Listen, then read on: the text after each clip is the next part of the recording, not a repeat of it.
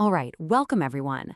Today, we are going to dig deep, really deep, into the building blocks of our entire planet. From the phone you're probably holding right now to the mountains way off in the distance, it all starts with minerals. So, what even are they? I mean, just think about it for a second. The ground right under your feet, the mountains you might see out your window, the rocks that make up, well, everything. Have you ever really stopped to wonder what they're made of? Because the answer, it's hiding literally everywhere, right in plain sight. And get this, it turns out that rocks and minerals make up a whopping 99% of the Earth's crust. Can you believe that? Almost everything solid on this planet is built from these incredible things. So if they're that important, we gotta ask again, what exactly are they? Okay, so to really get a grip on our planet, we've got to start with the absolute basics. Let's break it down. What makes a mineral a mineral? Now, this definition might look a little textbooky, but trust me, every single word here is crucial. Naturally occurring, that just means it's not made in a lab. Non-living solid, pretty straightforward, right? And definite chemical composition, that's the really cool part. It means every mineral has its own unique chemical recipe. It's like nature's very own super precise chemistry. So one of the first ways we can slice and dice the mineral world is by splitting them into two big groups, metallic and nonmetallic. And you can see the difference right here. The metallic ones, like gold or copper, they've got that classic glossy, shiny look, and you can melt them down to get the pure metal. But the nonmetallics, like gypsum or quartz, they're usually a bit more dull, and you can't get metal from them. It's a really basic difference, but it completely changes how we end up using them. Okay, so there are literally thousands of different minerals out there. So how on earth does a geologist know what they're looking at? Well, turns out they've got this awesome little detective's toolkit, a whole set of clues they use to figure out the identity of any mineral they stumble upon. See, every single mineral has its own unique set of physical properties. It's basically a fingerprint. Geologists have this checklist of clues they go through, looking at everything from the crystal's shape to the way it breaks apart. We're going to check out two of the coolest, most clever tests they use. First up, clue number 1, hardness.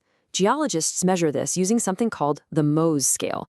It's a simple 1 to 10 ranking.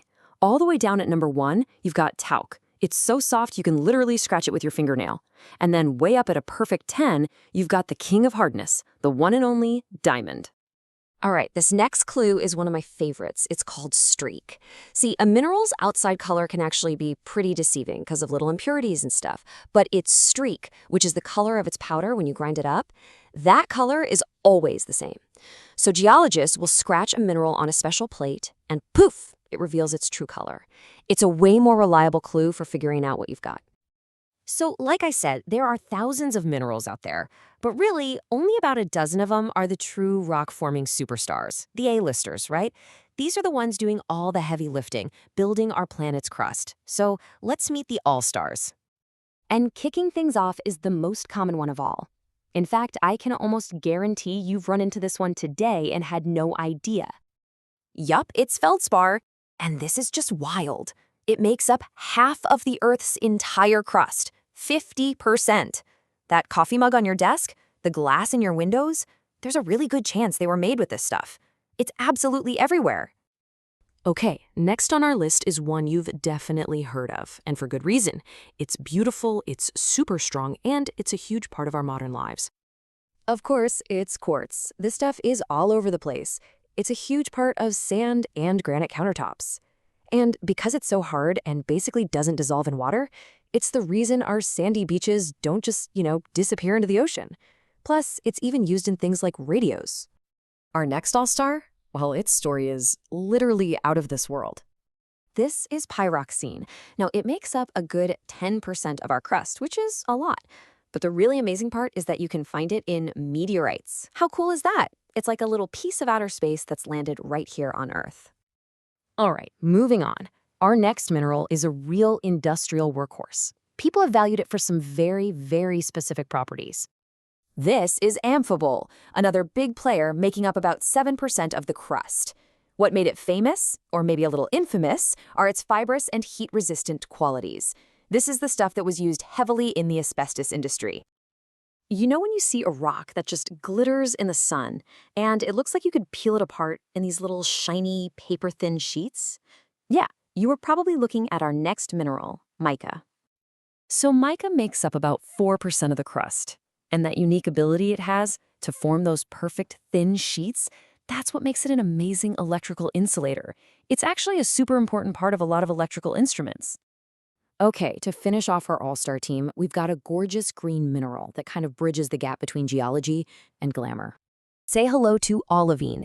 You'll usually find it in dark volcanic rocks, but when you find really high-quality olivine, well, you might know it by another name, the gemstone peridot. So yeah, this isn't just a building block for rocks, it's literally used to make beautiful jewelry. So there you have it. We've met the all-stars, we've learned a couple of their secret ID tricks, but what's the big picture? What does it all mean? Why should we even care about these tiny little crystals?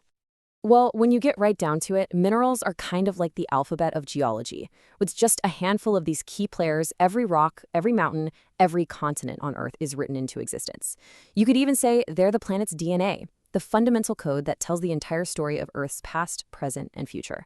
And the amazing thing is, it's all hiding right there, in plain sight, just waiting for us to take a closer look.